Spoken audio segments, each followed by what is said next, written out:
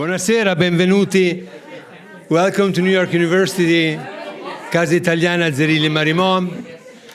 We are delighted, as always, to have here an incredible group of Italian-American women that I got to meet, many of them, as soon as I arrived here, and they have always been my favorite group of people to work with. They are strong, they're smart, they're stubborn, and they never give up. So that's one of the reasons that I like them from the get-going. And tonight we celebrate a very, very special event. We celebrate the publication in Italian of this book, Le ragazze del Triangle, Saggi, intimi, politici, sull'incendio di una fabbrica newyorkese. The translation of that book that we presented when it came out in English, talking to the girls, intimate and political essays on the Triangle Shirtwaist factory fire, edited by Giunta and Marianne Trasciatti. Casa contributed to the translation into Italian of this book. And people ask me, why do you contribute to the translation of books from English into Italian? We normally do the other way around, right? We give some grants and support to books that are written by Italian author and that we want to present to an American audience. In this case, we made an exception, because I think that part of our role is also to educate the Italians. To what? To the issues that are part and parcel of this very tragedy that it stays with us. Namely, immigration, exploitation of workers, women's rights. These are the three things. And since we do think that in Italy, like everywhere else, people still need to be educated on these issues. And we need to understand, we as Italians, now I'm speaking as an Italian, that we were the immigrants. We were the exploited workers.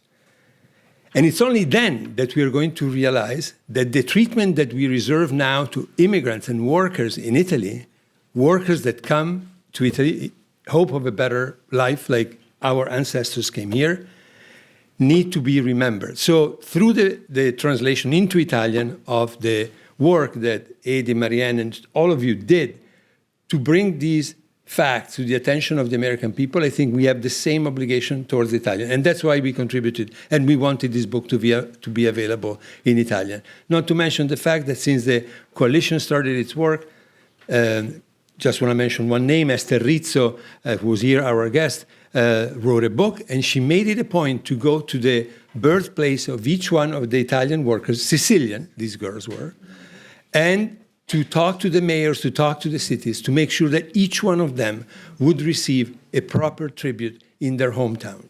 So now there are streets dedicated to them, there are parks dedicated to them, there are schools dedicated to them. So this is part of our job of building bridges between Italy and the US, between the workers here and the workers there, between immigrants, especially non-Italian immigrants now, because Italy now is receiving immigrants.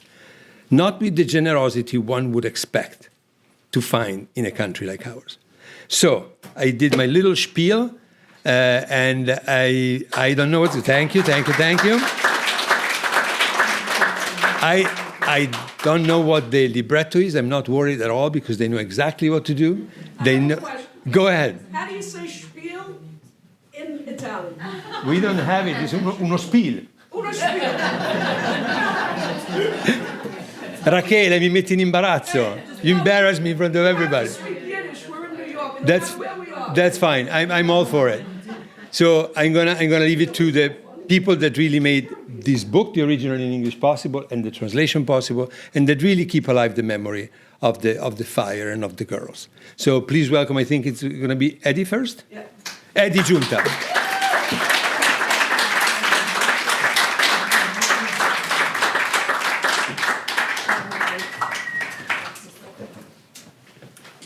Thank you, Stefano.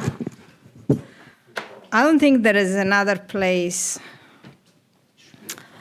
cultural space, where I feel as welcome, as at home, and as I feel here. So thank you so much, Stefano, and everyone at Casa for the hospitality of now. I think we are in the third decade.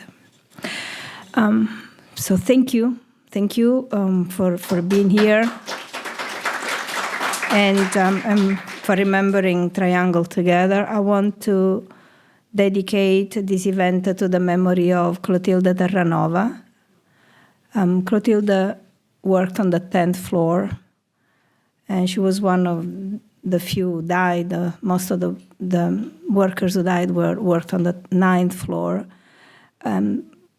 She'd been in the United States for 3 years. And a week later, she was supposed to leave the job because she was going to get married in 3 weeks.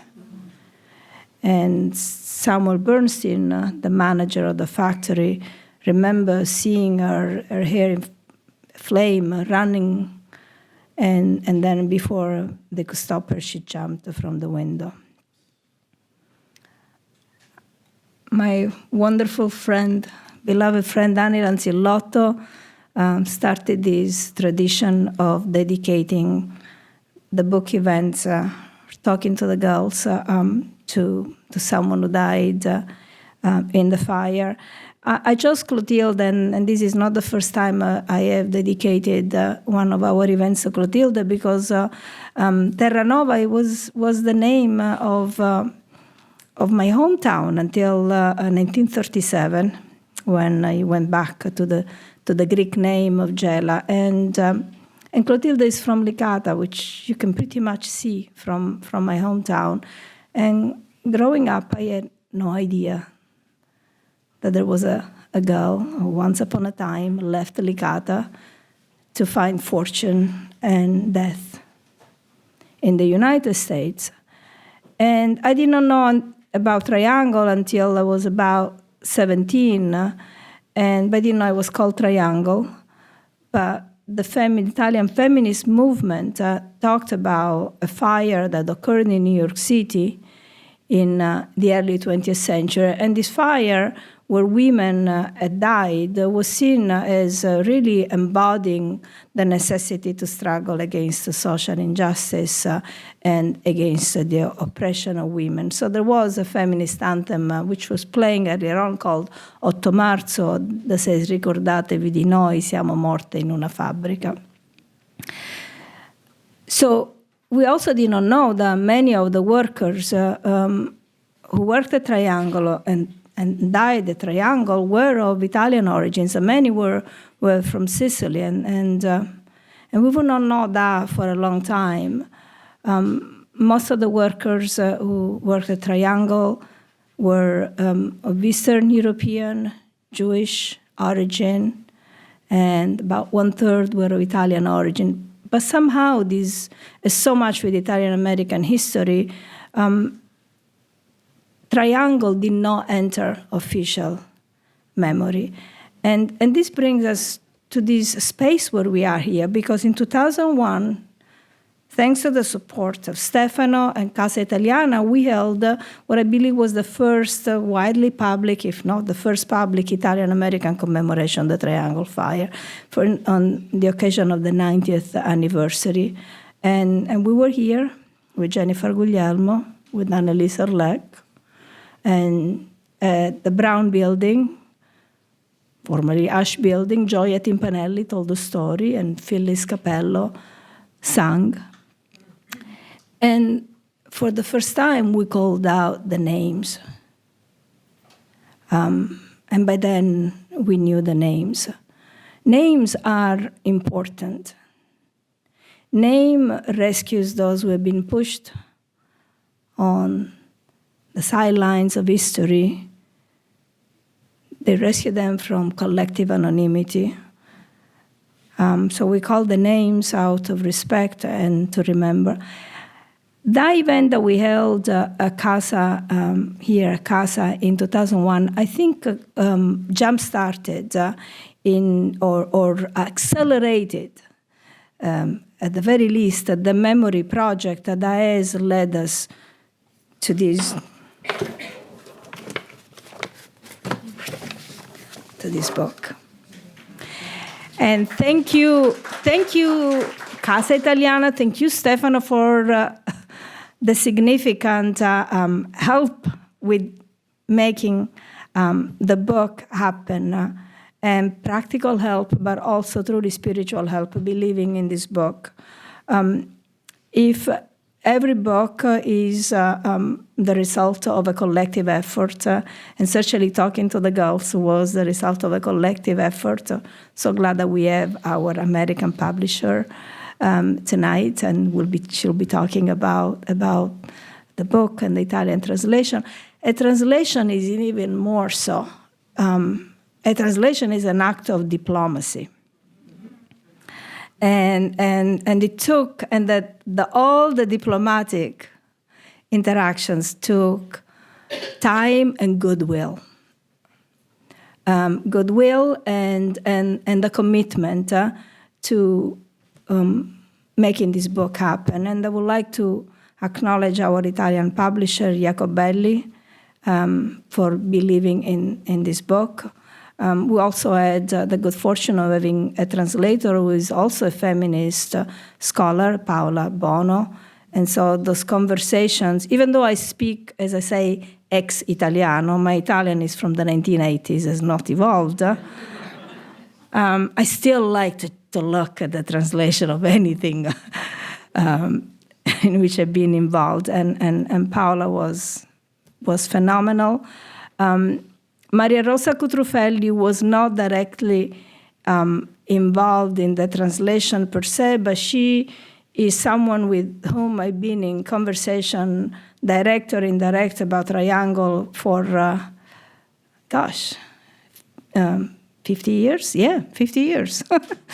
And she has also published a novel about Triangle last year.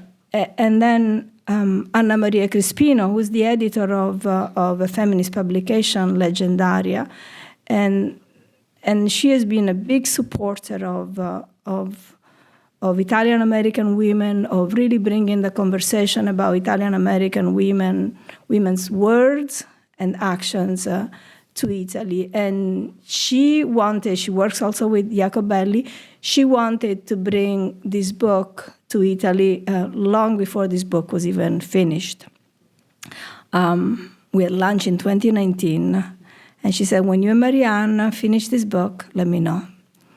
And I want to bring it to Italy, and she kept her commitment. She was also the careful editor of this Italian publication, and even a decision such as keeping the subtitle as it was. We had to talk about the title, because talking to the girls, parlando con le ragazze, just doesn't work. And we had so many different versions, and then we settled for le ragazze, le triangle, della Triangle, because we all love them. But to use in the subtitle of the English, of the original English is intimate and political essays, but intimate. In Italian, intimo is a little bit, has a slightly different connotation. And we had a wonderful conversation about keeping the word intimi. So just the time spent in thinking how to translate the one word. So it wasn't, his translation is bringing it as a gift, as an offering. And on a very personal note, for me, to think that I have done most of my work about Triangle in English, and now to be here to celebrate with my wonderful co-editor, Marianne Trasciatti, our publisher, and our wonderful contributors, the Italian, and all of you, the Italian translation of this book is deeply moving. I believe this Italian translation serves an important purpose. It brings, yes, as Stefano so eloquently told us, it really allows us to teach a thing or two to the Italians. I also hope that it will expand the conversation and the scholarly and creative work around the Italian component of Triangle history, which has been little explored. And so we're going to hear from each of us tonight. But first, I would like to invite Annie, who wrote the first essay in the book. And Annie can really speak of of what it means to bring and to find a triangle in Italy. Thank you.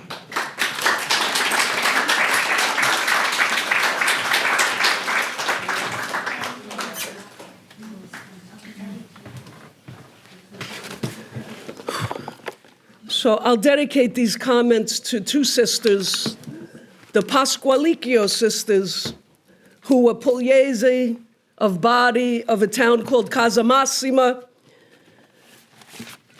Anna Vita was 28 in 1911, and Antonietta was 16. Antonietta Pasqualicchio. Anna Vita Pasqualicchio Ardito. They were 5 miles from my grandmother Rose, who in 1911 was 11. And as soon as World War I was over, she got on a boat with her sister and worked in the factories. Anna, Vita, and Antonietta they were 2 of 10. They're the only Barese I know that were in Triangle on that day. And in their death certificates, it said that the elder, Antonietta, Anna Vita was the elder. She had children, and it said she died of, they use horrible words, but the effect is smoke inhalation, incineration. And with Antonietta, the younger, 16, according to Anna Vita's grandson or great-grandson who wrote in a Barese newspaper, she jumped with the last shred of hope that the firemen below, I guess, could catch her. The word caduto, she fell, she jumped. And I believe that. If I was the little sister, I don't know. The word intimo, when Edvige and Marianne said, right, intimo, intimate, none of us knew what they were talking about. And we talked amongst each other, like, what do they want? What does she want? What is she talking about? She don't like what I wrote. She wants it intimate. What does that mean? But this is what it means. What it means is, what is it to you? What is this to you? What do you think of that? What do you feel of that? Now, when I went to Italy some years back, I was in Sicily. I didn't go to see the birthplaces of triangle workers. That's not what was on my mind. I went because I was doing a gig at a gay film festival. I went to do outreach to gay youth, and I went to read my poetry. And then I went to church. Why did I go to church? Probably because it was hot. And when it's hot, you got to go where the marble is, because there's no air conditioning, there's no ice. Forget about an ice cold drink. Church is cool. So if you're ready to pass out, you go to church. And I'm sitting in a church in Enna, which is up top of a mountain. They call it the umbilico of Sicily, in the middle of the middle of the middle. And I'm staring at all the artwork, and I just started crying. I didn't know why I was crying. Sicily doesn't particularly just make me cry. I mean, it does. If you eat, you cry. But in church, I usually don't cry. The ceiling was gold woven like a tapestry of gold. You're just like, oh my God. The statues, there was a Zimbelstern. Who knows what a Zimbelstern is? Elise, do you know what a Zimbelstern is? It's a ring of brass bells that when you pull the rope, it goes a ring, like it's, when I see a Zimbelstern, I want to lose my mind. Here it is in Sicily. It's probably 200 years old. And I'm like, why am I crying? What am I crying about? And I'm staring at, guess what? What am I staring at? A ladder. A wooden, handmade, tongue-and-groove ladder. The ladder is to go to the top of the eaves of the church, and it's shaped like this, the way you see where they pick figs. They have ladders that are shaped like this. But this thing had to be, I don't know how many stories tall. Stories and stories up into the top of the church. out of all of the beautiful artwork, I'm staring at this ladder, and this ladder is like I'm being shaken. And I don't know when I put it together, but who was baptized in that church? Giuseppina Camerata. She died at 16 in the Triangle Fire. This is my map of Sicily. When I put this together, I called Edvige. I said, what's the name of that lady who puts the names of triangle workers in the towns? Stefano mentioned Esterizzo. Edvige gave me her number. I went to her house. I took out my big map of Sicily. I said, Esther, I want you to mark everywhere someone was born who died in triangle. So Esther took a red marker, and my map looked wounded. That's the opening sentence of my essay. My map of Sicily is wounded. You could see here, this is where the 24 girls were born. I went to some of these towns subsequently, some with Esther, some on my own, and just looked for the street signs with their names. I just showed this to Audrey. She said, how come none of them were born over here? My theory is, the earthquake of Messina in 1908 killed 80,000 people. The Triangle Fire was 1911. Probably a lot of people left by then. I don't know. I'm not the historian, but you could see none of these towns. There's no Messina. There's no, none of these towns. Only Gaetano Midolo. I think she was from Avila, or close to Avila, right? So why don't I pass this around? You could just, because it's very visceral. Thanks, man. I just want to tell you one story that may illustrate a bit of the impact on me as an artist of Triangle, and also to Stefano and Edvige's point about building bridges across the sea, so to speak. I think it was 2009, Rose Imparato and I and a bunch of musicians were playing music for one of the memorials. 2009, yeah, I think so. And the MC said, kill a little more time, which never happens in New York, but anyway. So I just looked up and I looked out at the crowd, and there was 8-year-olds, like a whole class, with fire hats. And I thought, oh my God, we're traumatizing these kids. Everything we're talking about, the specter of dead girls on the street, and which now we have in Iran, over 150, even more than Triangle. Right now, maybe they're buried today. Maybe as we speak, they're being buried. The specter of girls. I looked out at these kids, I said, what do I say to these kids to uplift them? So I said, everybody look up. Look all the way up and say, thanks, Joe. I said, we're not talking about it, but there's a hero in this story. There's several heroes in this story. Said, thanks, Joe, and all the 8-year-olds. Yeah. Thanks, Joe, thanks, Joe.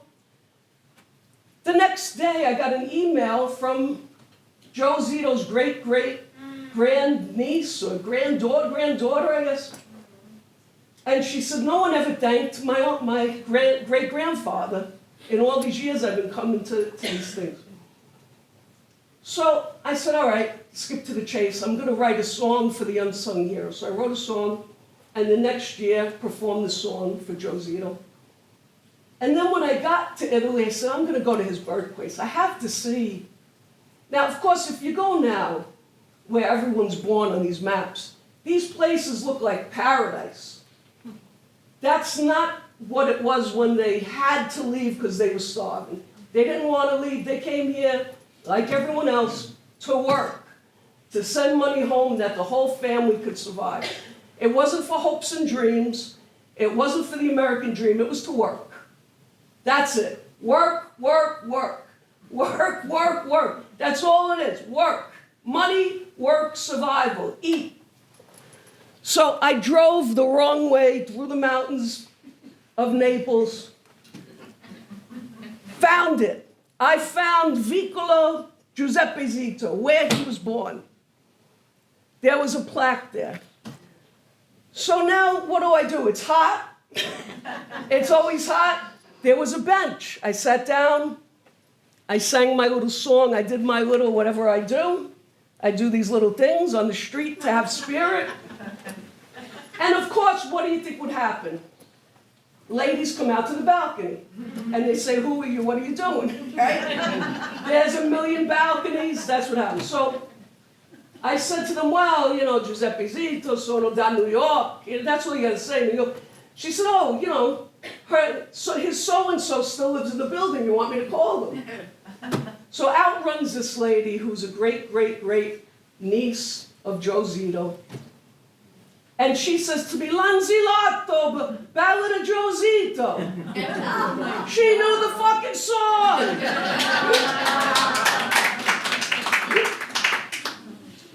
What do you do in that moment? You want to pass out. I'm not Bob Dylan. I mean, you want to pass out. The point being, it meant something to her that someone in New York would be, the heart would be impressed enough to make a lyric about their dead relative. We're not talking about people, I mean, he survived, but he suffered. Right. Now, when they say girls dove into the elevator with scissors, it's not the scissors Audrey uses in kindergarten at ethical culture. These were fabric shears. I don't even know what they feel like. He got stabbed. He was half dead at the bottom of the shaft. And then because he was Italian, now you have to pardon us Italians, I'm not going to say Italian-American, because for what? That doesn't even ring a bell.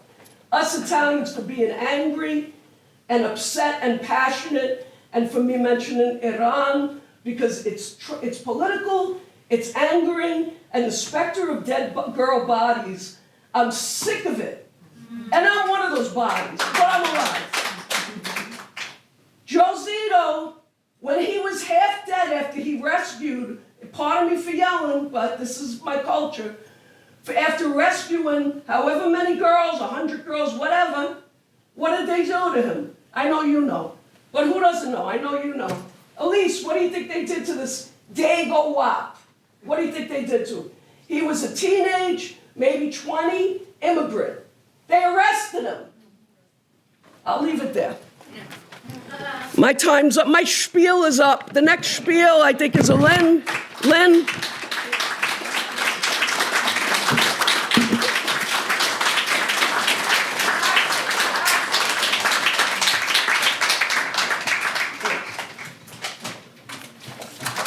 Hello, everyone. I'm Lynne Elizabeth, and I'm the director of New Village Press. And it's funny, I brought props, but I'm clearly the books are well represented already.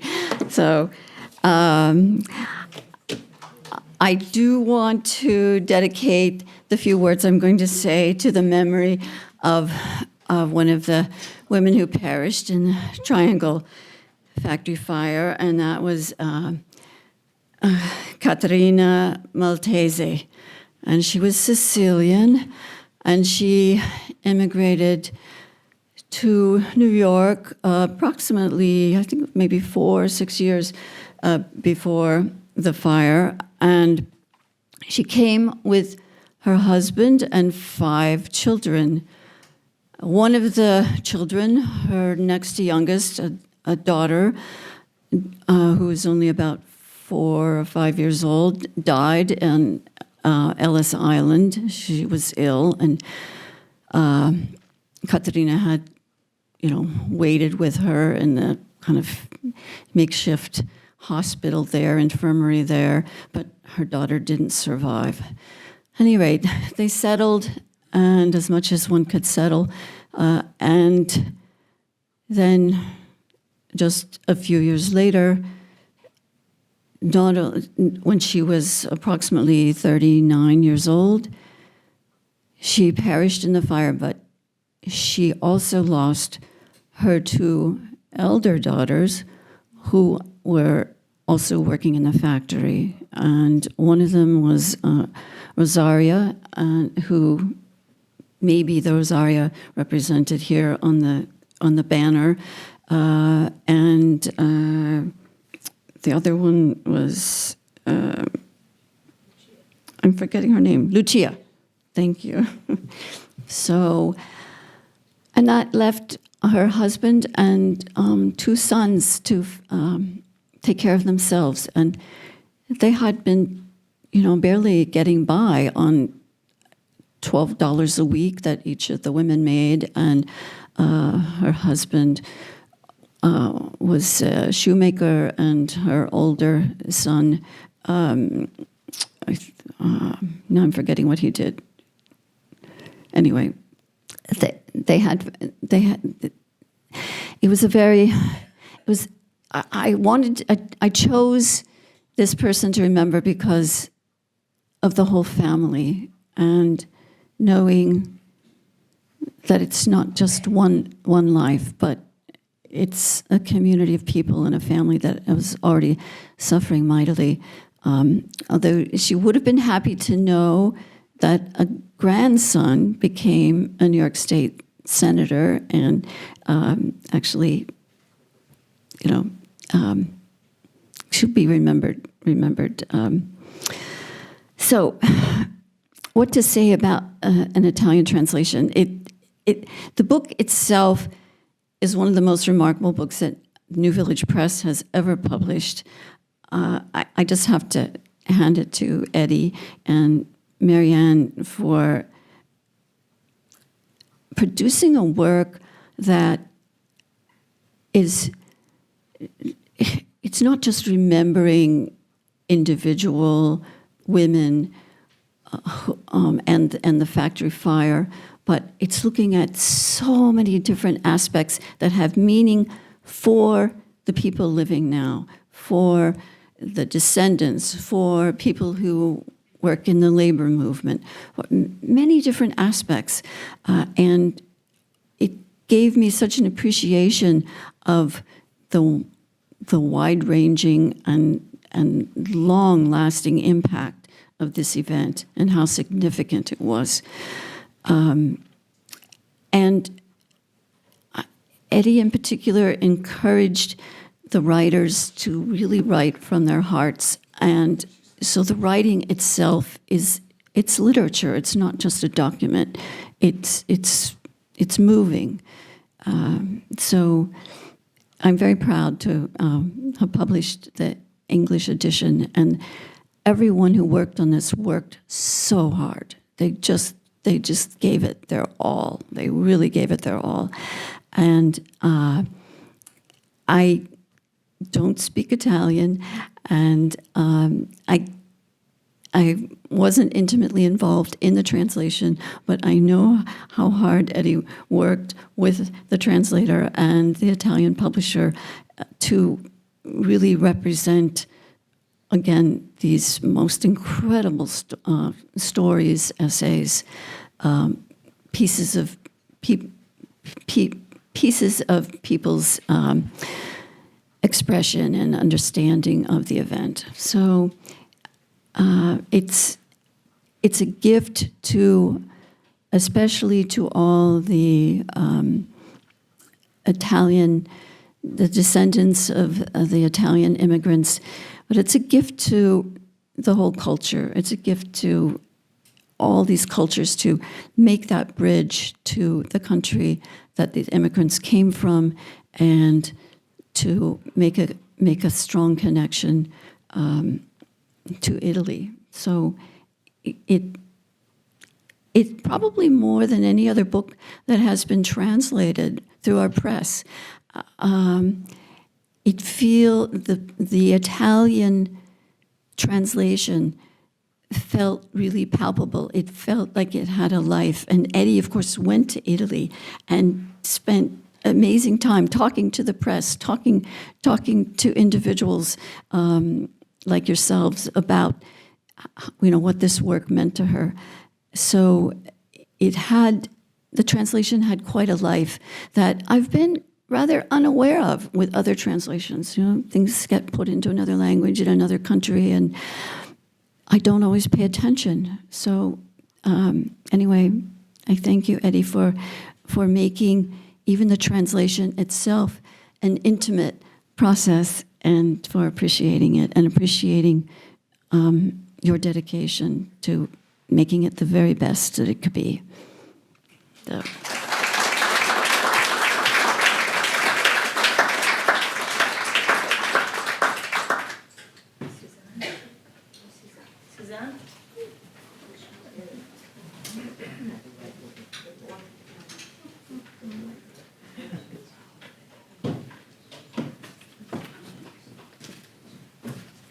Wasn't sure of the order, but here I am.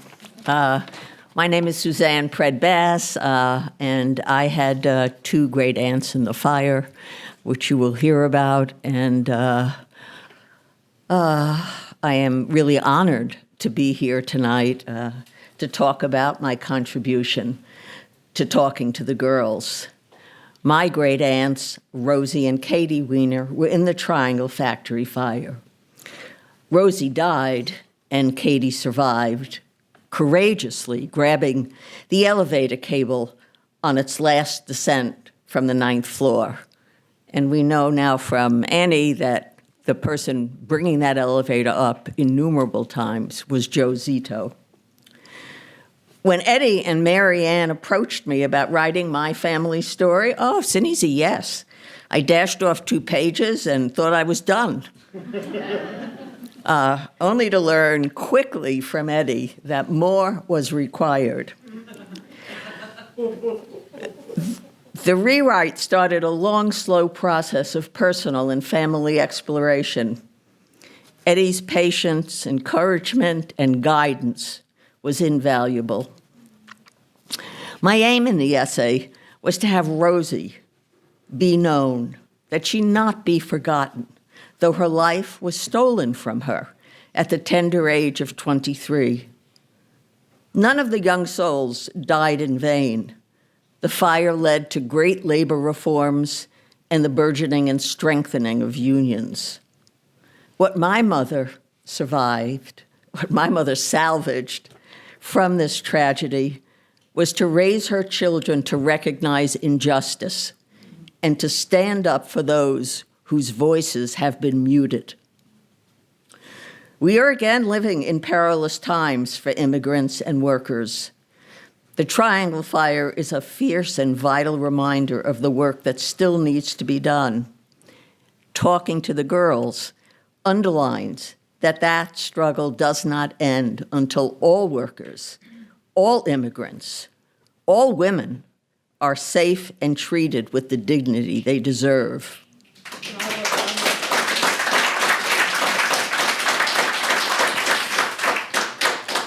For my essay, there was little hard material to draw from, so the challenge was to recreate their lives from what I could find. In my case, I had the great good fortune of knowing Rosie's sister, Katie. I feel like maybe I'm the last person who knows somebody from the Triangle Fire who grew up with her. And she told me how she'd gotten out of the fire when I asked her in my 20s. I had a ship manifest, a short report from the ILGWU after a visit to the family, newspaper articles, Katie's, that's the, I think you've caught who Katie is, Katie's moving testimony at the trial of Blank and Harris, the factory owners, and books by Leon Stein and David Von Drele about the fire. Each piece of this complex puzzle, which could never be completed, brought me closer to understanding Rosie's life and dreams, as well as my family's pain and sorrow. I now understand that my grandmother's melancholy and my mother's volatility stems from the trauma of the Triangle Fire. At every turn, I learned something about their place in history, where and how they lived, their struggles as immigrants, and how necessity sucked them into working in the Triangle Factory fire. It is one thing to have an intellectual grasp of events, and another to have a visceral emotional response, an ongoing response. On March 25th, 1911, my family was already deeply traumatized by the death of another family member in 1903. Rosie's and Katie's sister, Esther, had been run over by a trolley on Grand Street. Unbelievably, also on March 25th. That painful initial loss, coupled with Rosie's unnecessary death in the Triangle Factory fire, intensified the trauma, leaving the family with lasting grief and psychological scars. Let it be known, if not for the insatiable greed of the factory owners, Blank and Harris, known as the Shirtwaist Kings, which prevented them from installing basic safety measures that they could easily have afforded, we would not have lost 146 young lives, and I would have known Rosie. What I have learned is that the grief and pain that engulfed my family did not disappear in their generation.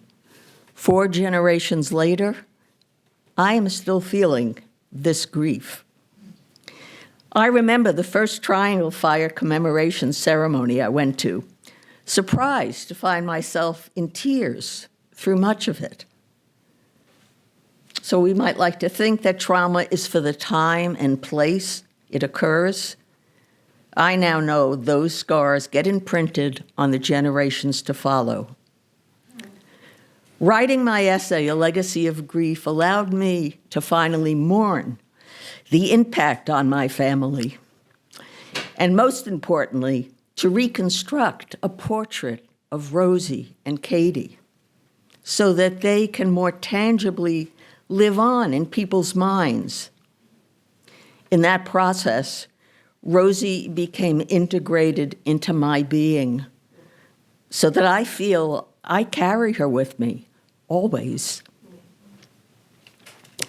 I am thrilled by this translation of Talking to the Girls into Italian. When we family members gather at the commemoration each March 25th, we are a mixed group of Jewish and Italian family members, and we feel a special, enduring bond with each other. In my imagination, Rosie and Katie learned some Italian from their Italian comrades in the factory, as the Italians learned some Yiddish from them.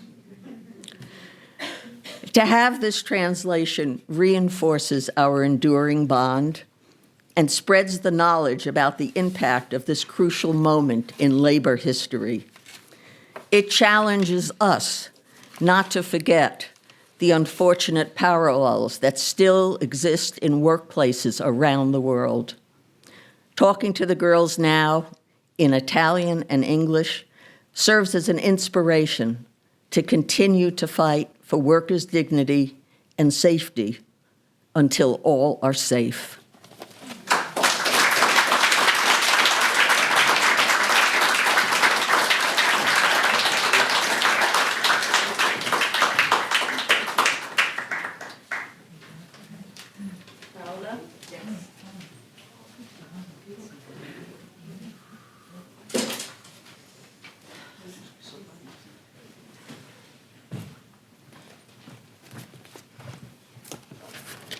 Thank you.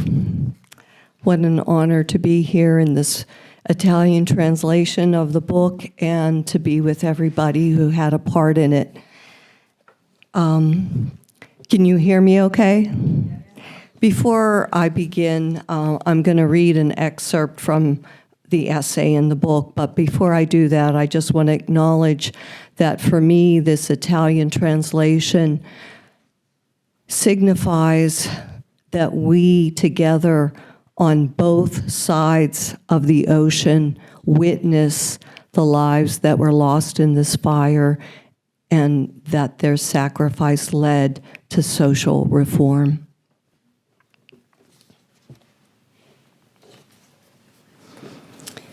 My essay is entitled Girl Talk, and it's named after a poem that I wrote. And here's just the little beginning of that poem, and then I'll segue into my essay. 1. Triangle girls, I call them. Some barely in their teens when they perished in the fire. Some mothers, some sisters, all of them daughters. And the triangle girls say to the Chinese girls, the Indonesian girls, the Vietnamese, the Taiwanese, to Bangladeshi girls, Mexican girls, Costa Rican and Puerto Rican, girls, girls, to the Dominican girls, Honduran, Armenian, and Nicaraguan, to the Brazilian girls, the Haitian girls, the United States of American immigrant girl. Girls working in sweatshops around the world 100 years later. But before hearing the voices of the Triangle factory workers in Lower Manhattan and what they might say about dangerous working conditions in the garment industry today, I heard boy talk in another triangle, my native Pittsburgh. 2. Pittsburgh's triangle is a coming together of three rivers, where we call the Golden Triangle. And like my grandmother made the sign of the cross when she spotted a church, so do I when I pass this sacred confluence. In the name of the Allegheny and of the Monongahela and the Holy Ohio, amen. Pittsburgh's triangle is class, ethnicity, and gender. In my family, that was steelworker, Italian, male. Both my Calabrian father and grandfather were crane operators at a steel mill. Both died of cancer in the sootiest of industrial cities. The boy talk I heard, stories about working lives. The boy talk I heard, studies that say steelworkers and cancer go together. Though my father was able to move on from the mill, my grandfather operated a crane above a coal-fired furnace for 47 years before he retired. He died of leukemia, the type of cancer that crane operators were prone to get. More boy talk. Pittsburgh's triangle is a football helmet with a decal, gold, red, and blue, to signify how steel was made. Iron ore fired up and cooled down. The men in my family made steel. I wrote poetry about them. My raw material, oral histories, interview notes, hundreds of pages of findings, union documents, and worker testimonies. It was a cleansing where the personal becomes visible through a lens that encompasses social reform. The creation of a government air pollution regulations in the steel industry. I struggled to find another triangle for the female family members that unified their gender, their ethnicity, and their work. My Sicilian grandmother had a job in a mirror plant for a short time before she joined her sister to help run with the uncle's fruit business. My mother was a hospital clerk. My sister worked a few factory jobs, from rubber plant to optical equipment assembly. I worked in a laundry and a department store. Our working lives were so diverse that it was difficult to find a common ground as I had with my grandfather and my father. As much as I wanted to write about them, I didn't want to portray their work as anecdotal or peripheral. I thought too much of their strength, their courage, and their determination. I wanted them to be front and center of social reform, to demand a reader's attention. Their work should be viewed as a powerful collective effort in an industry as mammoth as the steel was for men. Where to find another triangle?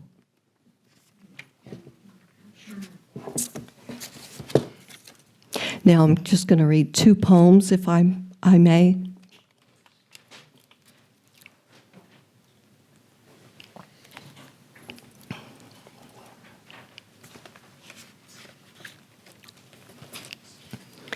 And I will dedicate the reading to the women that I'm about to mention in this poem.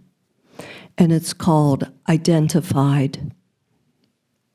Sophie Salemi, by the stitched knee of her stocking Mama darned the day before. Ignazza Balota, the heel of her shoe the cobbler repaired with a metal plate. Mary Leventhal, the gold cap Dr. Saharia set on her wisdom tooth last week. Gussie Bierman, by the pendant watch she wrapped around her neck twice. Julia Rosen, the hair braids that her daughter Esther fixed for her that morning. Rosi Grosso, the savings she wrapped around cheesecloth and hid in her left stocking. Jenny Levin, the baby's sock found in the heel of her shoe. Anna Cohen, box number 31. Celia Eisenberg, box number 56. Julia Alberstein, box number 32.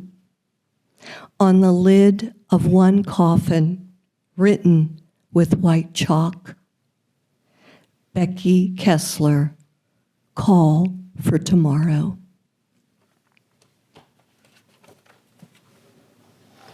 And I'd like to read one more poem, if I might. It's a recent poem, a recent experience of mine as a ESL instructor. So this is a recent poem, not many years ago. Of my eye, 1. Of my eye, the apple you set on my desk, delicious, red-streaked yellow, tiny enough to cup in the palm of my hand. Melu, woman, mother, student learning English. The words to say, you can't come to Conversation Club today. We'll miss you, I say, chalking the date March 25th, 1911 on the blackboard to prepare for my lesson. Next week, yes? No, I work now. You found a job. Doing what? Seamstress, she smiles. Takes the chalk from my hand and draws pattern pieces. Tell me about the dresses you sew. How many pleats? How many cents? How many hours? How many times will I look through thick bangs fringing your eyes and wonder how many floors, how many escapes, how many doors will be locked? 2. Of my eye, my apple shaped as your heart, Melu, woman, mother, student learning English. The words to say, your teacher can't take a bite, hear the crisp, smell its sweetness break the air between us when I think of clenching my fist to keep you safe, to keep you all safe, not bolts of fabric. Once you leave the room, the apple on the windowsill, a glaze of light to see how you stood at the stalls of fruit with baby on your hip, one hand in the bin, holding each to examine skin and boundary. 3. Of my eye, your apple inside my coat pocket during the centennial march of the Triangle Shirtwaist Factory fire. We carry 146 blouses with sashes bearing the names of workers who perished. who sat at a sewing table as you now sit, bodies found leaning into their machines, huddled in the cloakroom, broken on the sidewalk below. Shirtwaists raised to the sky. Their delicate sleeves float the wind down Broadway. Every life borrowed. Every life returned. Thank you.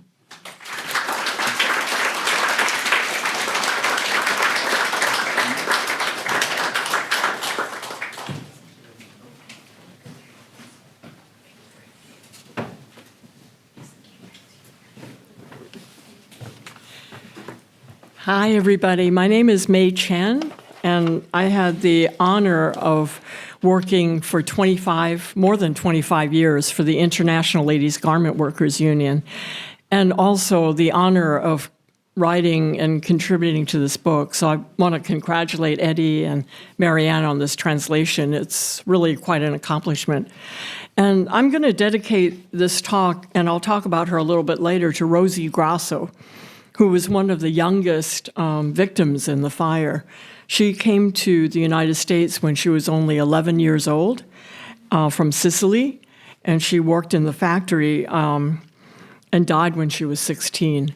Although I was just at the memorial with Marianne, and the age is 14, so I don't know exactly. I guess there's some new research about the years and the ages, but Rosie is buried in the Calvary Cemetery in Woodside, Queens.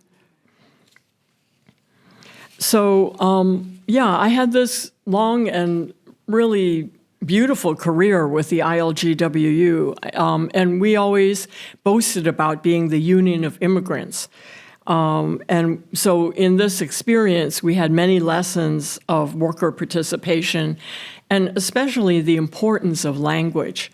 And so that's why this translation is very meaningful to me, because I remember when I was first working in the union, I was actually quite inspired by the story of Luigi Antonioni. I'm really killing this, but who was born in Villata, Italy in 1883, and he lived until 1968.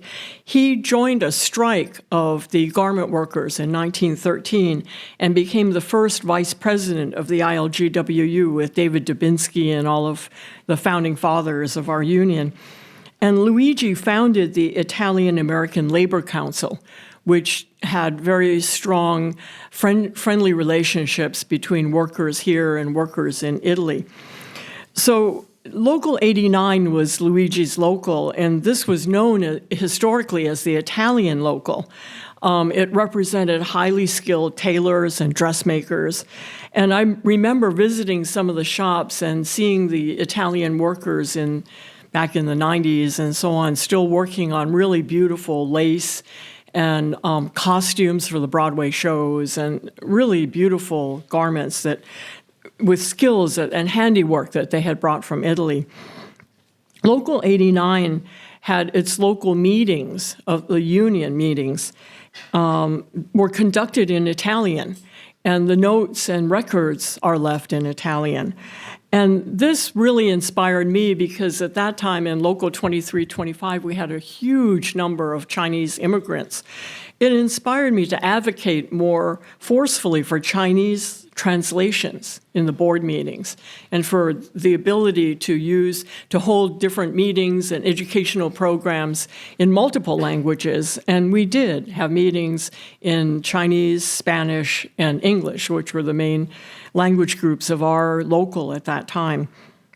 And so, so this whole project and the book are very meaningful to me, and this whole issue of language and communication and conversation, and the nuances that Eddie talked about of how do you translate certain words, and do they translate the same in English as in Italian, is really a fascinating process. So I just want to read two excerpts from my chapter, which kind of reflect how I felt about working in the union and about Rosie Grasso.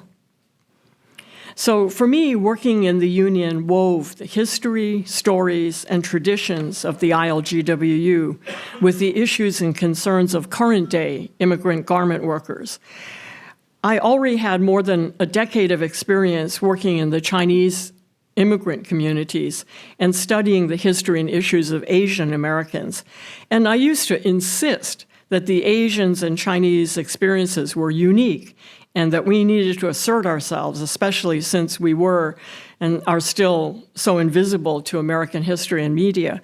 So I joined the union with a passion to explain, integrate, and represent the Chinese community. And what I found is the union was a really new experience with its long history of so many diverse ethnic groups, cultures, languages, and traditions.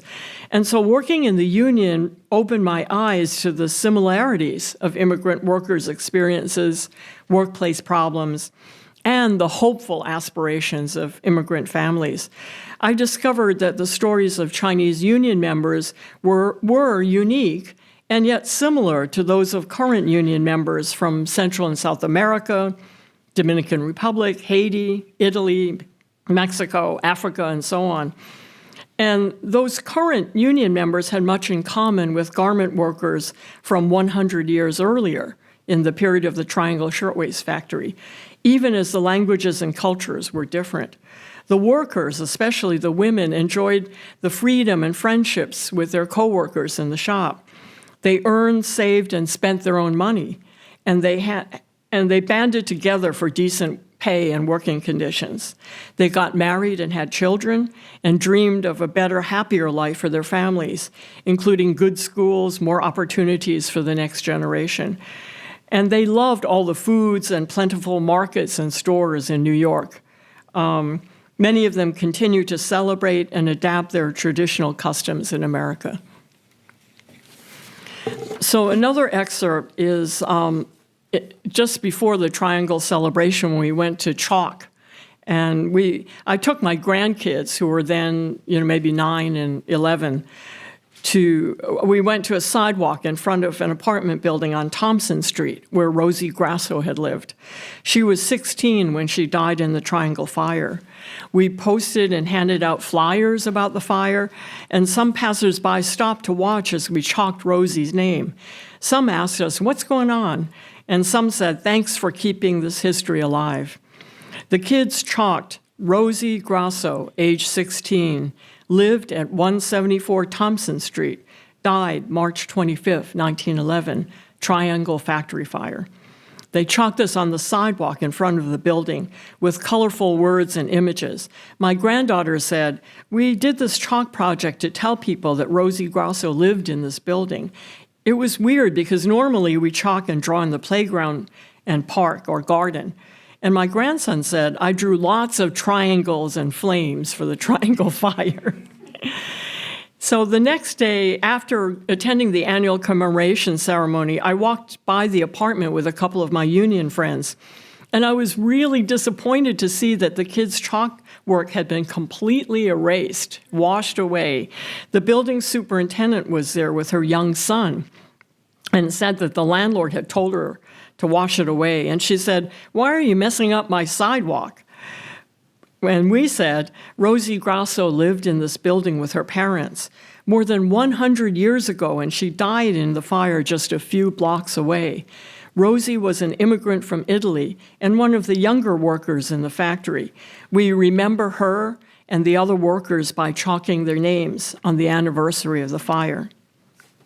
And the building's super's son was actually very interested in this story. He was probably like 9 or 10 years old, too.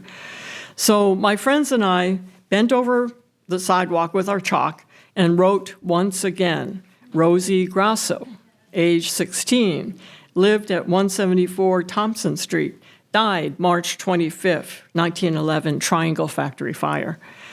And other chalkers saw us and they walked by and they told us about all these fancy Greenwich Village buildings where the cleaners waited to erase the chalk right away while they were still there. At least this super respectfully waited for us to leave before taking out her bucket and hose. And I have to say, down on the Lower East Side where I live, near Chinatown. There were many beautiful chalk drawings in this chalk project that remained in place for days or weeks until footprints and rain erased them. And we'll always remember this. Thank you very much.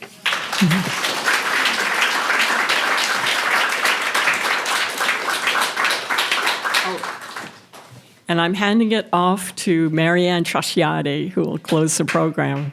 My heroine.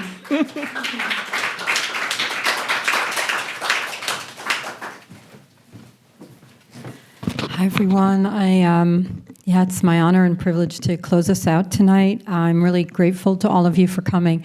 I'm really grateful to Casa Italiana, to Stefano Albertini, who's been a stalwart supporter of this project and also of the Memorial Project, who live streams the commemoration. So thank you. 1,000 thank yous. And also to my co-editor, Edvige Giunta. You probably picked up that she really was the heart and soul behind the translation.